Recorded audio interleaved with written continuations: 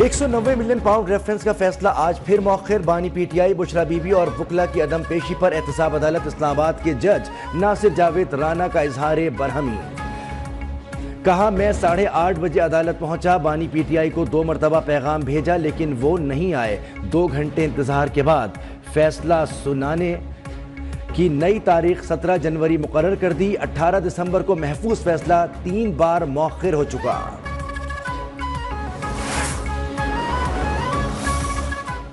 कि हमारे साथ नाइंसाफी होती रही है। खान साहब ने ना कोई बेनिफिट लिया है, न कोई सरकार को नुकसान हुआ है, न उस यूनिवर्सिटी के वो मालिक है, वो फकत एक ट्रस्टी है। हमें एंट्री से पहले बता दिया गया था कि फैसला 17 जनवरी को आएगा। चेयरमैन पीटीआई बैरिस्टर गौहर का दावा। कहा, फैसला मौखिर किया जाना किसी डील का हिस्सा नहीं। आज हम सब फैसले का इंतजार कर रहे थे। बुशरा बीबी अदालत आने के लिए रास्ते में थी। हमारे साथ नाइंसाफी होती रही है।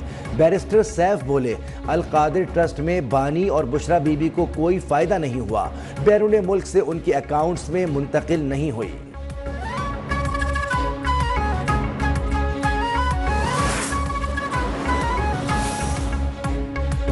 दूसरों को झूठे मुकदमात में जेलों में डालने वाला शख्स आज मकाफाते अमल का शिकार है। इनकी रोज जेल से चीखों की आवाजें आती हैं। एहसन इकबाल की पीटीआई क़यादत पर तनकीद। अज़मा बुखारी बोली, फैसले का राग लापने वालों का पूरा टब्बर अदालत से गायब था। मनी लॉन्ड्रिंग की रकम की बंदर बांट के बदले जमीन, नकदी और हीरे की अंगूठी वसूल करना क्या करप्शन नहीं है? शौकत खानम भी ट्रस्ट है, अल कादिर भी ट्रस्ट है, लेकिन दोनों की आड़ में माली फवाइद के कारोबार चल रहे हैं। बानी पीटीआई पर तमाम मुकदमा दुरुस्त हैं। बानी और उनके अहल खाना ने अपने मफादात के लिए जुर्म किया। सीनियर वजीर सिंध शर्जील मेमन की गुफ्तगू। कहा, बानी पीटीआई के घर से पेट्रोल बम फेंके गए। मुल्क की दुश्मनी में ये लोग हर हद पार कर गए। गवर्नर केपी फैसल करीम कुंडी बोले, बानी पीटीआई को किसी सूरत एनआरओ नहीं मिलेगा। पहले ये किसी के साथ बैठने को तैयार नहीं थे, आज स्पीकर की मिन्नतें कर रहे हैं।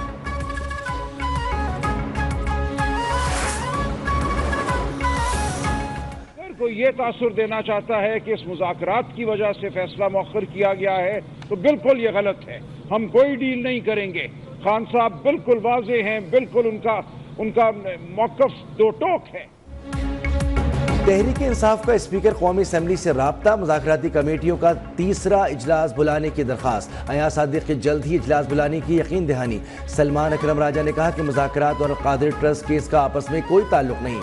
सुनने में आ रहा है कि तीसरी नशिस्त 15 जनवरी को होगी। हम डील नहीं, मुल्क में जमहूरियत और इंसाफ के लिए मुज़ाकरात कर रहे हैं।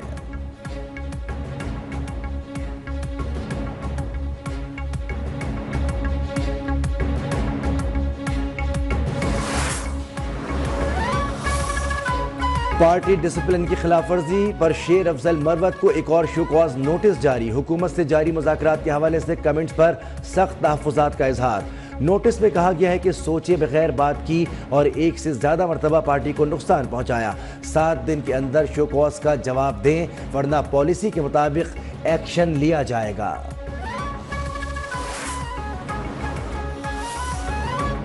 बुशरा बीबी की 3 मुकदमात में अबूरी जमानत की दरखास्तें मुस्तरद। जमानती मचल के जमा न कराने पर एडिशनल सेशन इस्लामाबाद का फैसला। बुशरा बीबी के वकील की जानिब से हाजिरी से इस्तिस्ना की दरखास्त। मौक़िफ़ अपनाया कि 190 मिलियन पाउंड केस की वजह से उन्हें अडियाला जेल जाना है। जज मोहम्मद अफजल मजूका ने कहा कि आपने तो अभी तक जमानती मचल के ही जमा नहीं कराए।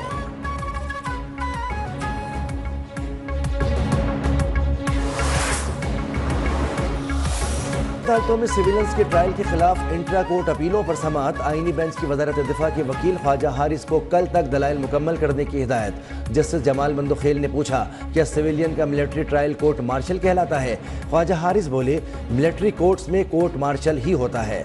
आर्टिकल 6 में आइन मुअत्तल करने की सज़ा मौजूद है। आइन का आर्टिकल 6 हर कानून पर फौकियत रखता है।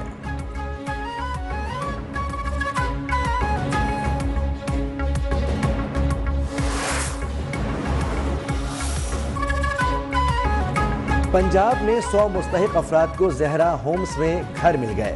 वज़ीर आला पंजाब मरियम नवाज ने बहावलपुर में घरों की अलॉटमेंट और चाबियां तकसीम की। तकरीब से खिताब में कहा, नवाज शरीफ की सियासत ही खिदमत है। 2.5 माह में 100 घरों की तामीर हुई।